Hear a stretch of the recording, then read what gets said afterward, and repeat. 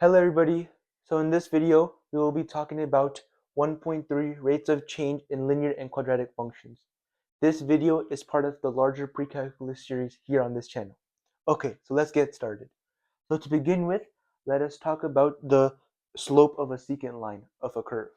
So let's suppose we have some curve, some parabola, let's just say, that looks like this. And we want to find the secant. And so the secant line is defined to be any line that intersects the curve at 2 points. So this would be a secant line of the curve. So if this is y equals f of x, let's just say. Okay, and so we'll say that this point right here is A, and then this point right here is B. So that means that the y coordinate of this point is just f of A, and then the y coordinate of this point is f of B. And so this point is A, f of A, and this point is B, f of B. Okay, and so then to find the slope of the secant line, you simply just use the slope formula, and you get that the slope is equal to f of B minus f of A over B minus A. So that's the slope of a secant line. Okay, good.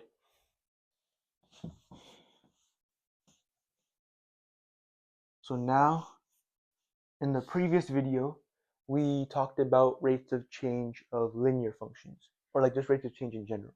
So let's kind of revisit that topic. So if I have some line, let's say we have the equation of y equals 2/3 x, let's say. So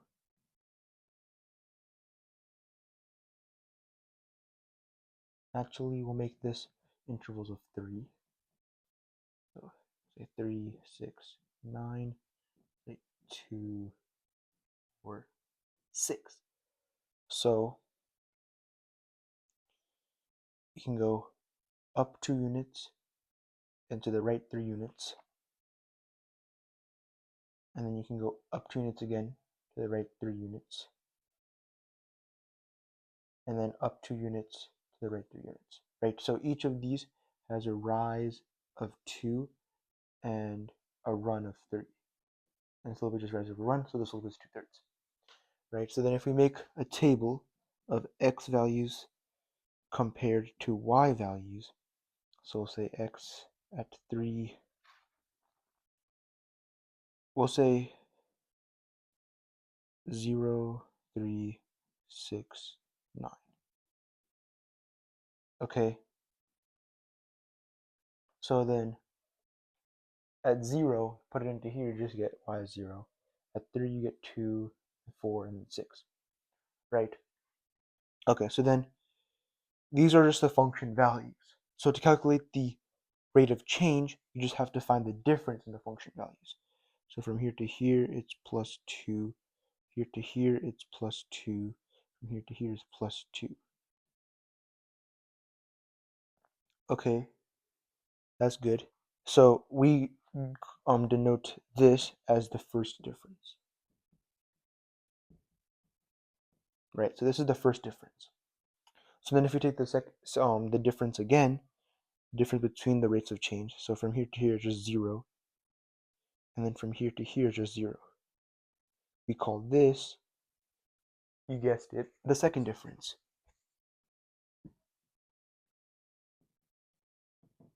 Okay, and so a key characteristic of linear functions is that the second derivative is 0, which basically means that the first derivative, or the rate of change, is constant. So for all linear functions, the slope is constant. Okay, but for quadratic functions, it's slightly different. So if we have some quadratic function, so let's say 1, 2, 3, 4, 5, 6, so like 1, 2, 3, 4, 5. Okay, so, oops. So I'm going to extend my y-axis a little bit so we can draw it like,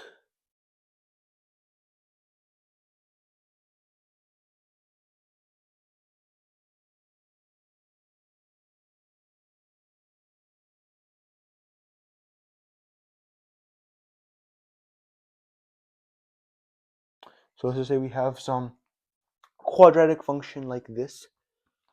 So now we want to find the average rate of change. So first we can calculate the average rate of change on the interval from 1 to 2. So on the interval from 1 to 2, the average rate of change is just the slope of the secant line between the point at x equals 1 and the point at x equals 2. So this secant line right here, horrible. Let's try that again. This secant line right there, the slope of that secant line is precisely the average rate of change between the interval from 1 to 2. Okay, and so to calculate that, we can just see that this is just the point 2, 0, and then here we have the point 1, negative 1. And so you just use the slope formula like we discussed earlier, and you get that the slope is equal to 1. Okay, good. So now we can do this one more time for the interval from 2 to 3.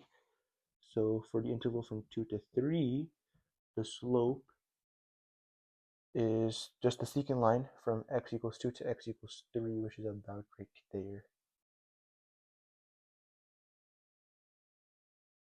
And this point right here is the point 3, 3. Okay, good. So then, again, using the slope formula, you get 3 minus 0 over 3 minus 2, which just gives us 3. Okay, and let's do this one more time for the interval from 3 to 4. And you get just the secant line from x equals 3 to x equals 4, which is about right there.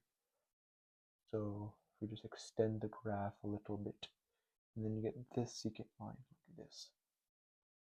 And the slope of this is 5. Okay, so now we can make a similar table that we made for the linear graph, and a very nice result will come out of this. So if we have the x values with the y values, so start at when x is equal to 0, 1, actually we'll do when x is equal to, x equal 1, 2, and then 3. And we'll say 4. Okay, so when x is equal to 0, our function is equal to 0. When x is equal to 1, negative 1, 2, it's 0. 3, it is 3. And then 4, it's 5. Okay, good. So now let's calculate the first differences, which is just the rate of change.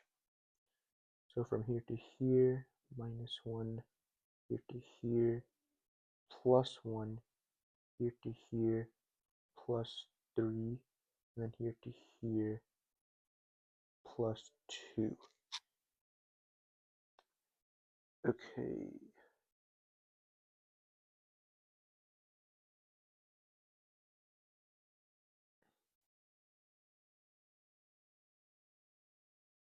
My apologies. The y value at x equals 4 is actually 8.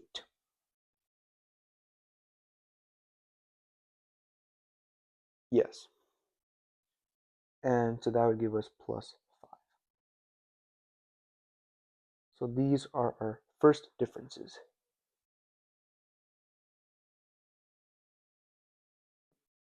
Okay. And notice how, opposed to the linear function in which the first differences are all the same, these first differences are different depending on which interval you take it on. And that's just because, as you notice, the slope of the secant line is changing. As you increase the intervals, it's getting steeper and steeper. And so that's what contributes to this. But now notice when you take the second differences, -1 to +1, you're just adding 2. That's +2. +1 to +3, it's +2. And indeed, +3 to +5, it's +2 again. So now the second differences are constant, right? And this is true for all quadratic functions. So for all quadratic functions, the second differences are constant. And that is actually a good way to check whether or not a function is indeed quadratic. Okay, good. So now let's move on to the last topic for today's lesson, which is determining if a function is concave up or concave down from its rates of change. Okay, so, all right. So let's say we have a table, right? X and f of x. So x15, 15, sorry, 16, 17, 18, and then 19. And then our f of x values are 18, 20, 20, 18, and 14. Okay, good. So if you encounter a table like this, and the question is concave up or concave, so like we're trying to determine if it's concave up or down, right? And we covered what concave up and down means in the previous lecture. But the first thing to do is, if you're faced with a table like this, just try to find the first and second differences and then go on from there. So let's calculate the first differences first. So from 18 to 20, minus 2, 20 to 20, 0, 20 to 18, minus 2. Actually, 18 to 20 is plus 2, my fault. And then 18 to 14, minus 4. All right, first diff. Good. So now we can clearly see that the first differences are not constant, meaning that this function is not linear. So to determine if it's quadratic or not, we don't know, but to determine if it's quadratic or not, we could take the second differences. And if the second differences are constant, then we know that it's a quadratic function. So let's do that. So from 2 to 0, minus 2. 0 to minus 2, minus 2. Hey guys, so as I was editing the video, I realized that the audio cut out around here. So let me just re-explain what I was talking about. So we established that the first differences were not constant for this function, meaning that it could not be linear.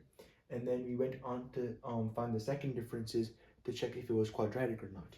And we found that the second differences are all -2. And since they're all constant, that means this is a quadratic function. Now, we're trying to find if it's concave up or down, and for that, you don't necessarily need to find the second differences. However, it's always useful to have both the first and second differences on there, just in case you never know what problem you might encounter. But as I was saying, for concave up and down, you don't need the second differences, you only need the first differences.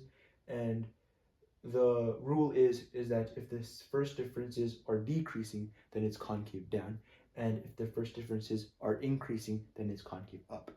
So in our case, we can clearly see that our first differences are decreasing, therefore making our function concave down. Thank you for watching this video. I hope you enjoyed it. If you did, make sure to subscribe and leave a like. See you next time.